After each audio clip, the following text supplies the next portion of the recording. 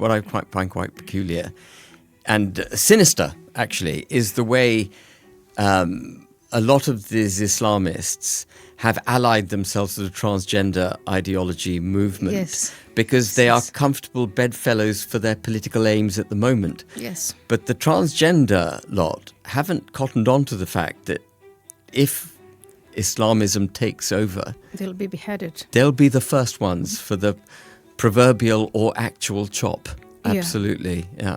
It's unfortunate because there are people with gender dysphoria. And the people with gender dysphoria, I think, are not the ones who are the activists behind this ideology.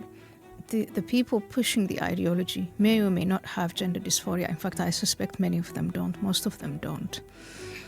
And the Islamists are quite cunning, and they have made these temporary alliances because, again, I think you may have heard of taqiyya.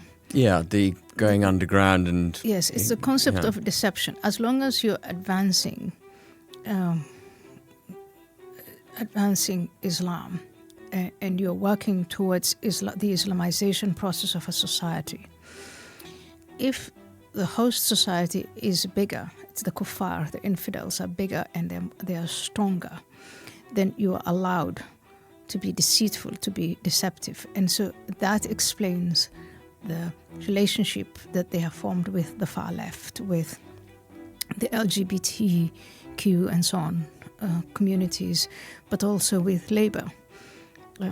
And you see some of these, at times when no one is looking, you see them sometimes clash. We saw them with the Gaza protests when some of the MPs here found themselves in precarious places. And in America, we've seen it, I think, much more openly when suddenly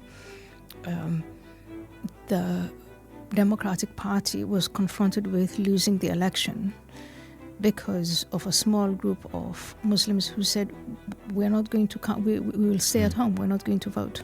It becomes pivotally important.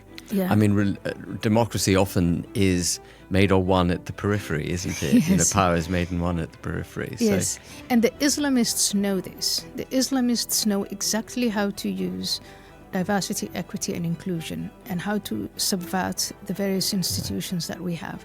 And so that's why we have to have a sense of urgency to wake up, because this monster is getting bigger and bigger.